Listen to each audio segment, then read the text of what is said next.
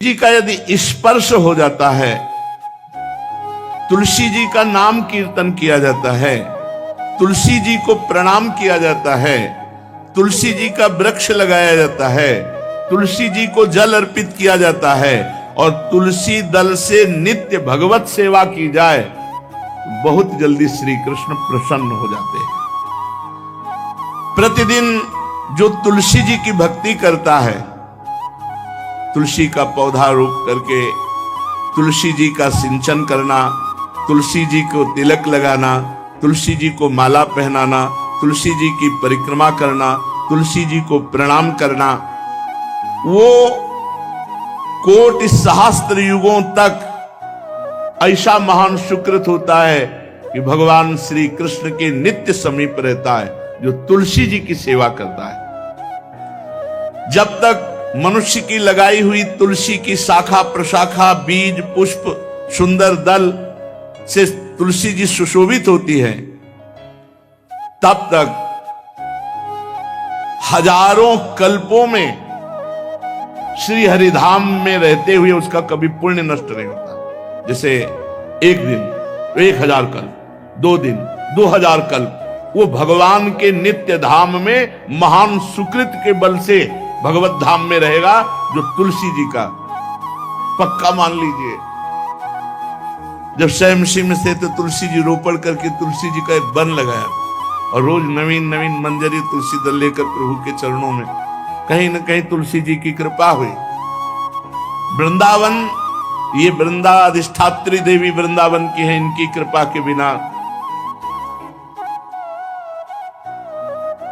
हे चंद्रादने संपूर्ण पत्रों और पुष्पों को जो उतार करके सम्मान पूर्वक पहले प्रार्थना करनी चाहिए, हे वृंदा देवी, हे तुलसी जी, भगवान श्री हरि की पूजा के लिए या प्रियाजू की पूजा के लिए हम आपके कुछ मंजरी, कुछ दल लेकर के सेवा करना चाहते हैं, आप कृपा करके मुझे दीजिए, और फिर उतार लें।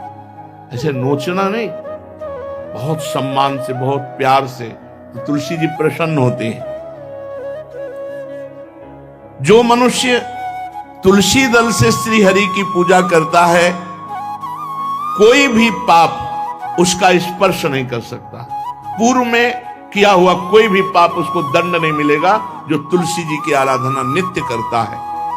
अब इतना जल भी ना चढ़ा दे, मार पुण्य हो जाए और तुलसी जी अंतर ध्यान, अनुकूल जल, जैसे मान लो गमले पे हैं तो इतना बड़ा तांबे का रोज उससे चढ़ा, हम भर के लोटा चढ़ा दोगे 2-4 दिन में अंतर ध्यान हो जाएंगे तुलसी जी। बहुत विवेक से जरूरत है, मतलब भारी पुण्य होगा। अब इतना बड़ा लोटा रोज जल चढ़ाओगे तो 2-4 दिन में पीली होके अंतर ध्यान हो जाएंगे। इतना जल, अनुकूल जल चाहिए। एक तांबे का छोटा सा लिया, ऐसे रोज डालो, उसमें कोई फर्क नहीं, और गमला उठाकर धूप में विराजमान करो। सेवा का मतलब क्या है? जो तुलसी जी को जल अर्पित करके तुलसी जी की सेवा करता है, हरि चिंतन करता, कभी कोई पाप उसका स्पर्श नहीं कर सकता। 100 भार सोना, 400 भार चांदी,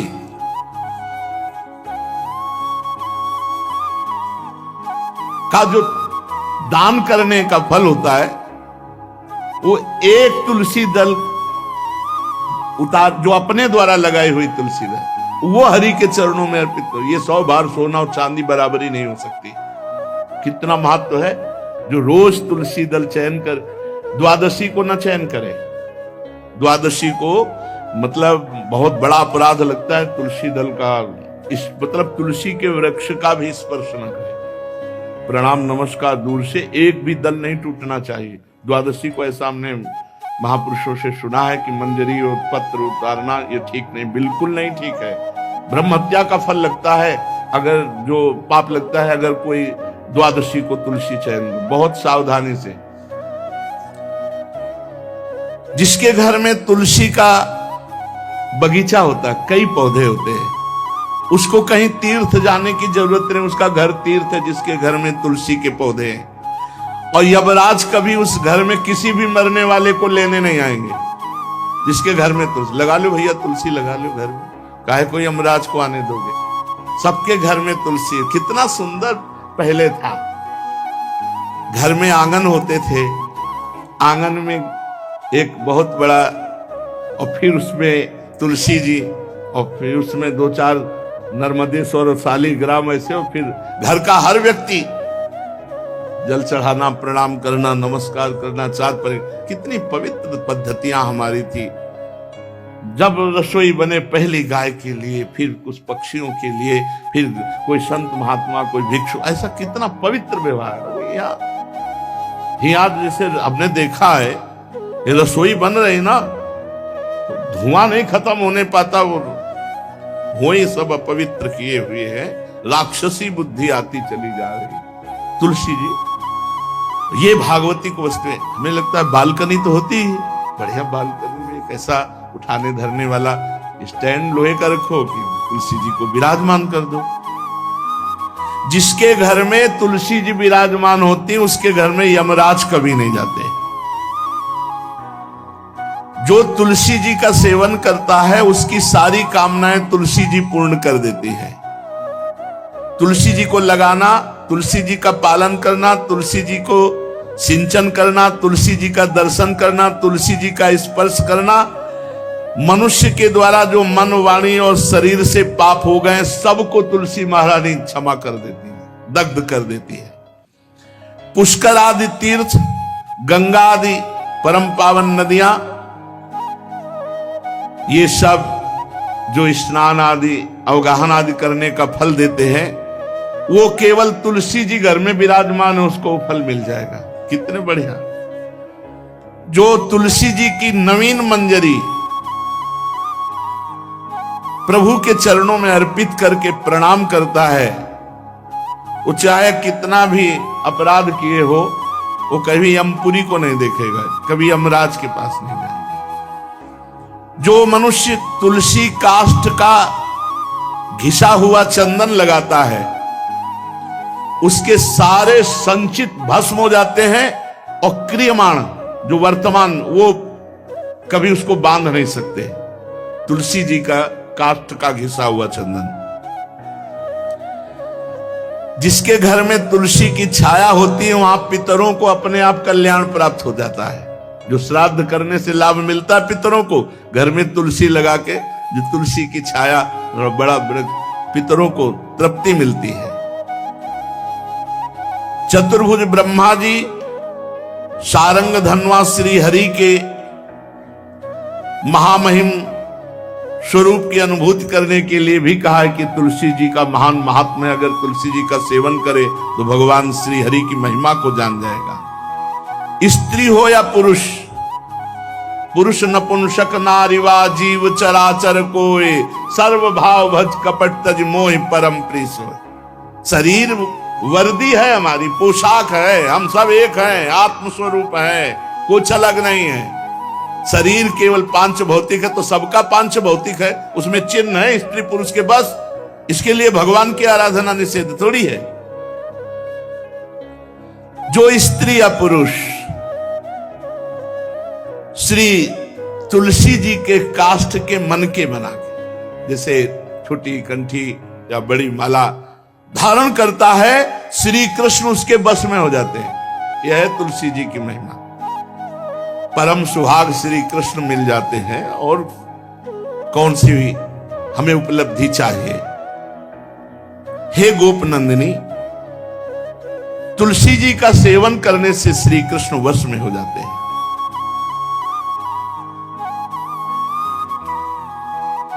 जो तुलसी की माला से नाम जप करता है, काउंटर वाली बात तो स्मृति के लिए भाई है, हम निषेध नहीं करते, नहीं बहुतों के भजन बंद हो जाएंगे, पर हम इतनी महिमा जरूर बता देते हैं कि तुलसी माला से जो नाम जप किया जाता है, उससे आध्यात्मिक सिद्धि बहुत जल्दी होती है।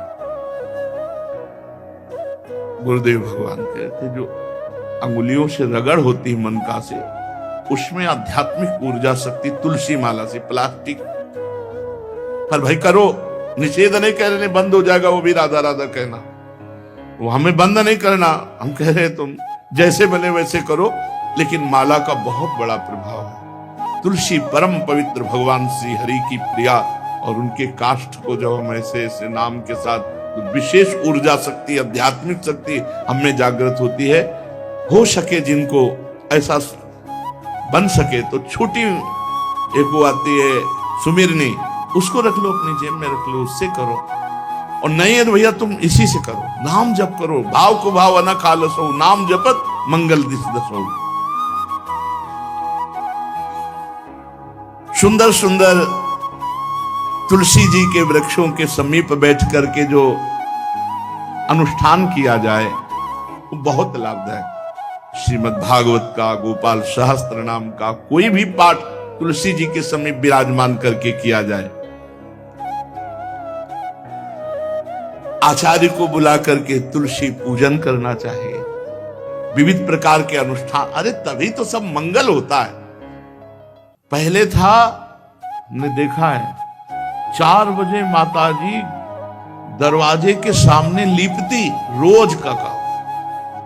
जो पुराने घरों में देहरी के आगे आके 4 बजे लीप करके वहां अपना चौक पूर के दीपक जला, क्या पवित्रताएं थी, क्या मंगल था।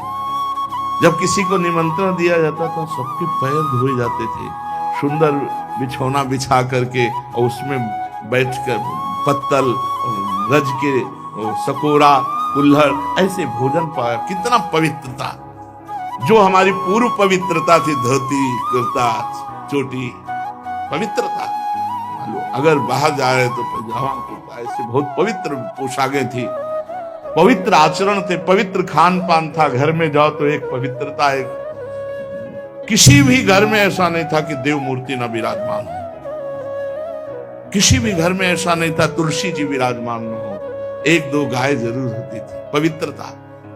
अब तो बड़ा विचित्र, ये भारतीय गौएं जो श्वेत रंग की, जो अरुण रंग की, जो सींग वाली हैं, वो उनका आप दुग्ध देखिए, दूह कर रख दीजिए, स्वर्णिम कांति छाई मिलेगी। ये हमारी भारतीय पद्धति, ये हविष्यान्न, इससे देवताओं का, भगवान का, सबका अभिषेक पूजन होता है। शुद्ध गाय जो हमारी भारतीय है, तीला है उसके जैसे निकला हुआ, भगवान ने सेवा की है।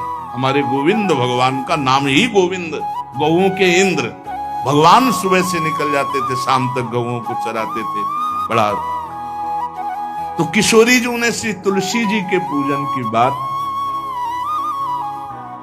भगवान गोपियों से वादा किए थे कि अब तुम्हें अगली पूर्णिमा को रास, अब रास बिना रासेश्वरी के नहीं हो सकता, लिखा हो चाहे ना लिखा हो। कोई भी विद्वान, कोई भी प्रवक्ता इस बात को बतावे, कहते हैं भागवत में राधा नाम नहीं लिखा है, भागवत राधामय ही है। सांद्रानंद घन प्रेम मूर्ति किशोरी, बिना लाडली जू के कोई रास बता दे कहीं भी, कभी भी, कैसा भी, महारानी जू के बिना रासेश्वरी के रास हो ही नहीं सकता, लिखा हो चाहे ना लिखा हो। क्यों नहीं लिखा? याते श्री सुख प्रगट कियो नहीं, जहां बोले राधा तो समाधि लग जाती हो, यहां 7 दिन में तक्षक काटना है।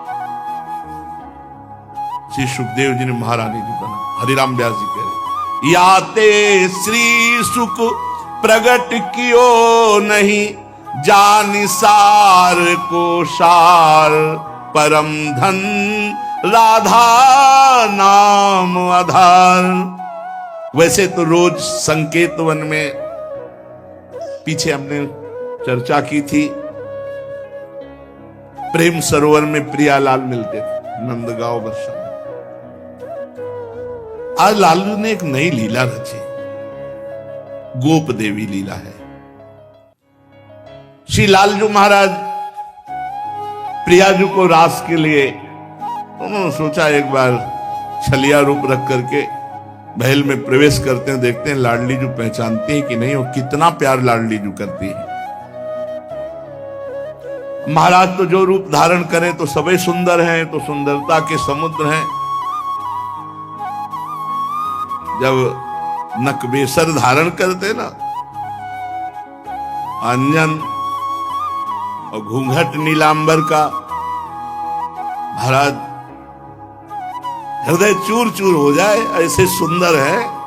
गोरी किशोरी भी चकोरी है जिनकी, नीलांबर धारण करके, और जिस समय लाली लगा के महाराज अपने राधा पी जी को कभी कभी जब आते हैं तो देखो ऐसा लगता है यार बलिहार है महाराज, जो रूप धारण करते सीधे हृदय पर प्रहार करते हैं। प्रभु ने गोप देवी का रूप धारण किया, गोपांगना का। श्री चरणों में नूपुरों की झनकार, कटी में करधनी जिसमें क्षुद्र घंटिका लगी हुई है। अद्भुतम गोपिका रूपम चलत झंकार नूपुरम किंकिणी घंटिका शब्द मंगुलीयक भूषितम। बड़ी दिव्य अंगूठियां धारण किए हुए अंगुलियों पे, कमर में करधनी जो रुंझुन रुंझुन, श्री चरणों में नूपुर और रत्न कंकण केयूर मुक्ताहार विराजितम। कलाइयों में रत्न जटित कंगन, बीच बीच में चूड़ियां कंगन ऐसे, बाजूबंद, कंठा, मोतियों के हार और शीश फूल, केशपास, बेणी रचना, नासिका में मोती की बुलाक, बेशर और अलकावली, घुंघराली अलकावली, श्याम वर्ण के केश। ऐसा रूप धारण किया जो देखे मुग्ध हो जाए। श्याम सुंदर को वृषभानु भवन की तरफ चले। खाई और परकोटों से युक्त वृषभानु भवन 4 दरवाजों से सुशोभित, प्रत्येक द्वार पर काजल के समान वर्ण वाले गजराज झूम रहे। राजभवन की बड़ी मनो